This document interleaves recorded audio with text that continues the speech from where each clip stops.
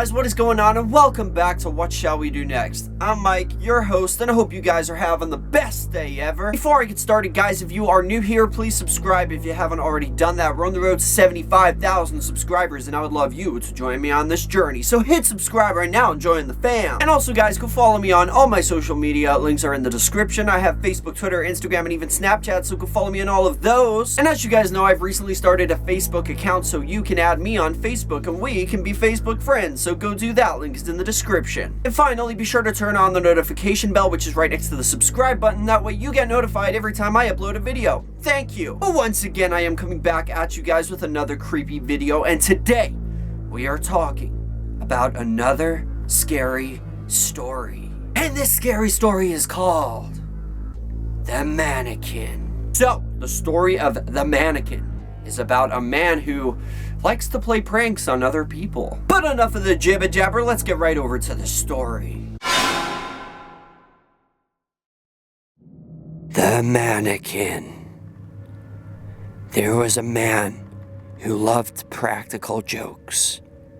Whenever he played a prank on someone, he got a great sense of satisfaction from seeing the shocking look on their face.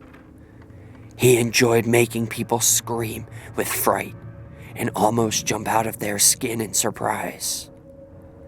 The man's wife was constantly telling him off. She was tired of his childish pranks and felt he should grow up and behave more responsible. Nothing she said ever seemed to make the slightest bit of difference, and she generally wound up as the butt of his jokes. As the time went by, the man grew bored with the same old practical jokes. His pranks grew more elaborate and daring. He was always looking for ideas for more tricks to play on others. One day, as he was driving to work, he passed by an alleyway besides a large department store. Something caught his eye, and he brought the car to a screeching halt. There, lying in the dumpster, was a female mannequin. It was not assembled, and the arms and legs were sticking out at odd angles. The man suddenly had a great idea for a prank. He got out of his car and went over to the dumpster. He reached in and pulled the mannequin's head out of the trash. It was in good shape. Apart from a scratch on the nose and a few other dents, the mannequin looked almost lifelike. Working quickly, before anyone spotted him, he gathered the arms, legs, and torso and loaded them into the trunk of his car. He spent the day in his office, plotting his next great prank.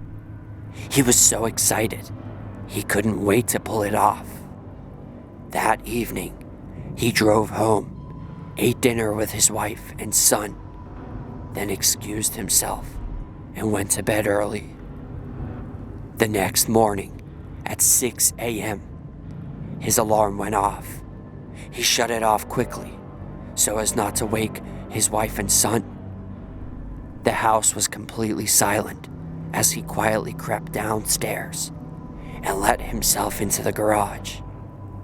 Opening the trunk of his car, he unloaded the pieces of the mannequin and propped them against the wall. Then, the man searched through some old boxes and pulled out a dark hooded robe and a demonic face mask. He laid the limbs of the dummy out on the floor and assembled it carefully, screwing the arms and legs into the torso. Finally, he screwed the head on tightly and dressed the mannequin in the dark robe and mask. He proceeded to pick it up and carry it into the house. He made his way upstairs, careful not to make any noise, and opened his son's bedroom door. In the dim light, he could see his son lying in bed, fast asleep. The man cautiously placed the mannequin beside his son's bed. He took a few steps back to marvel at his mischievous creation. He was pleased, but the mannequin seemed to be lacking something. It wasn't quite as scary as he imagined. Just then, it came to him. He crept downstairs to the kitchen and grabbed a large steak knife from the drawer. Going back upstairs, he placed the sharp knife in the mannequin's hand and posed its arms as if it were bringing the knife down in a stabbing motion. He once again eyed his creation and had to put his hand over his mouth to stop the laughter.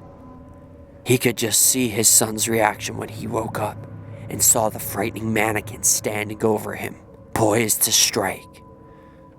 It would be his greatest prank yet. Brimming with anticipation, he tiptoed downstairs and made himself a cup of coffee. Later that morning, the man was sitting at the kitchen table, eating breakfast, when his wife came in and said good morning. She made herself a cup of coffee and sat down at the table beside him. He had a smug look on his face. His son would be waking up any minute now. He could hardly wait. Suddenly, a blood-curdling scream broke the silence, and his wife dropped her coffee cup. She was about to run up the stairs when she was stopped by her husband's laughter. "What's so funny?" she asked, rather angrily. "It looks like our son has fallen victim to my latest prank," the man chuckled contentedly. His wife rolled her eyes and returned to her chair. They sat in the kitchen, waiting for their son to come downstairs. But after 5 minutes of silence, they both grew impatient. "Would you please check on him?" asked his wife. "He'll be late for school." The man smiled and walked upstairs. He opened his son's door and looked inside.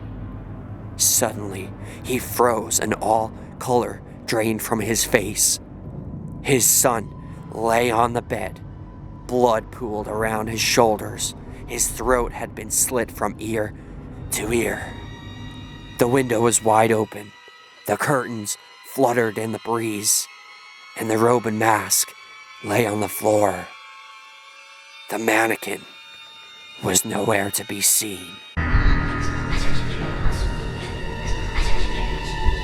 And that is the end of that. That is a very scary story to think like mannequins are like one of people's biggest fears anyway. Like if you're in a room with like a bunch of mannequins, kind of reminds me of Insidious, the movie, with all those people like that are just like standing like this.